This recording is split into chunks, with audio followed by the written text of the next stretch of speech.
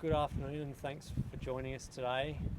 Over recent weeks, South Australian Police has responded and coordinated search and rescue operations for 5 separate incidents where boats have capsized. Sadly, one of those resulted in a fatality. We're joined today by our partner agencies in the Department of Infrastructure and Transport and Surf Lifesaving SA to urge all South Australians to take care and enjoy the waterways this summer. If you're going out on your boat, make sure you plan your trip by checking local weather forecasts, ensuring your boat is in good condition and that you are carrying required safety equipment. Always let someone know where you are going and when you expect to return so that they can raise the alarm if you are overdue. While accidents can't be planned, we can be prepared, and wearing a life jacket will increase your chance of survival should something go wrong. Finally, alcohol and drugs and water don't mix. Police take a zero tolerance approach to anyone who is operating a boat under the influence of drugs or alcohol. If you are putting yourself, your passengers or others at risk, you will be held to account. Police and marine safety officers will be actively patrolling inland and coastal waterways this summer. Thank you.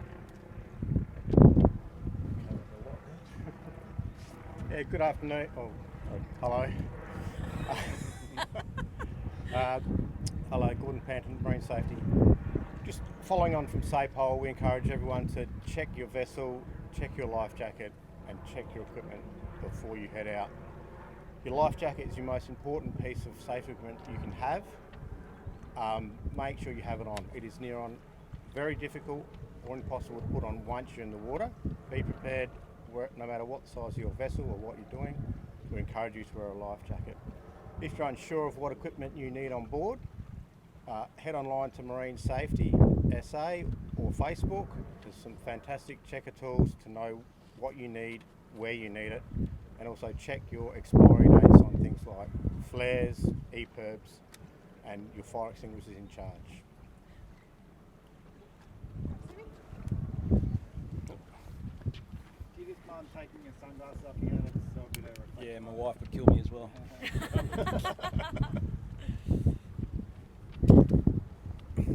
On behalf of Surf Lifesaving South Australia, I'd just like to echo the remarks of both South Australian Police and Marine Safety about the importance of being vigilant around water this summer.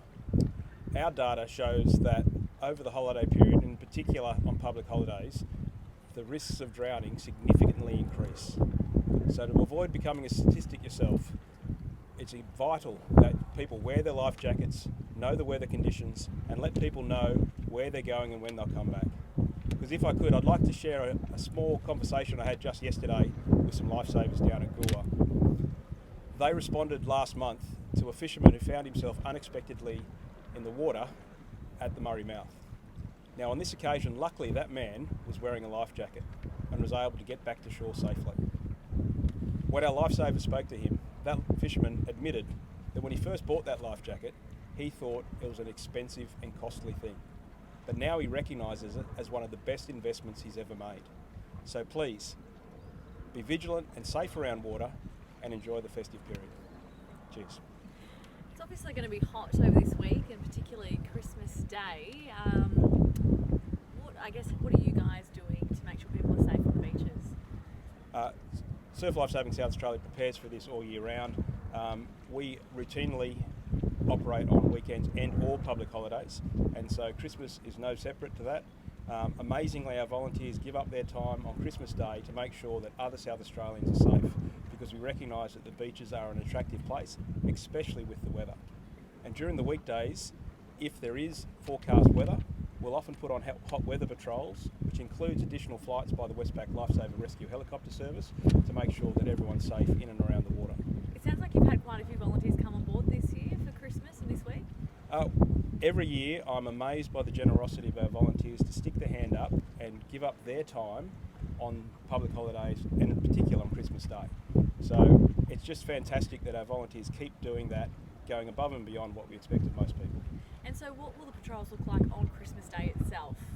So all our clubs will have their standard patrols which have the flags up, making sure they have enough people to respond to the local conditions. And we'll see that whilst those patrols will probably finish a bit earlier than normal, about 5 o'clock, that's in recognition that we're already asking a lot of them on that special day. Could you just tell me a little bit about the emotional toll it has when someone does actually drown on families, first responders, everyone? Just a reminder. Yeah, I think people often forget that the sea itself can be an unforgiving environment. And when tragedy hits, it doesn't just impact the families of loved ones, it affects the whole community. So there are a number of communities around South Australia are still feeling the impacts of tragedy going all the way back to last summer and beyond. So it's so important that when you're thinking about going out in the water yourself, you think about the implications that may have on your friends and loved ones too. How important is it that, I guess, the message that I think sometimes that the people that are getting themselves caught out are people that aren't that familiar with water and aren't good swimmers? Is that the case? We'll find it varies from situation to situation. On the water, in boats, often people are comfortable around the water. However, as we've kept saying, the conditions change quickly, which is why that safety equipment and those life jackets are so important to people out in the water. And in and around the beaches, often it's just a lack of focus. And that's one of the reasons we encourage people to swim at our patrolled locations between the flags, so you've got those extra set of eyes looking out for you, because most people go to the water to enjoy themselves and aren't really thinking about safety. Whilst we'd like everyone to take the time to stop and look and understand the conditions, it's easier if you go to a patrolled location. And I'm just wondering, police or maritime safety, whoever's best to answer this, what are some of the most silly things that you see happen on the water and that you don't want to happen this summer?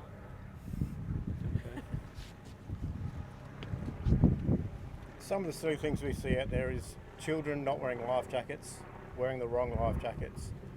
And we've got a campaign going this year, Cool Your Jets. We want people in high-powered jet skis to head off away from swimmers, stay away from swimmers. If you're up the river, head off up the river away from other activities. If you just slow down when you're near people in the water, that's whatever boat you're operating. Being silly on the water, no one's impressed. So just cool your jets and make sure your vessel is shipshape. I can see that there was quite a few life jacket expiations for this year. Is that number 143? Is that quite high compared to last year, or what do you think of that figure? That is a high number. One is too high. We try our hardest to make people wear a life jacket. Some people are ignorant. We've had some very negative feedback. People just, the saying, "I've done this for 40 years and never had anything happen to me." That means nothing. It is a spike, but we hope that we aim to get that down. We want 0 fatalities on the water. Any other questions? I don't know whether you have anything that you could say just about, I know you're water ops, but just about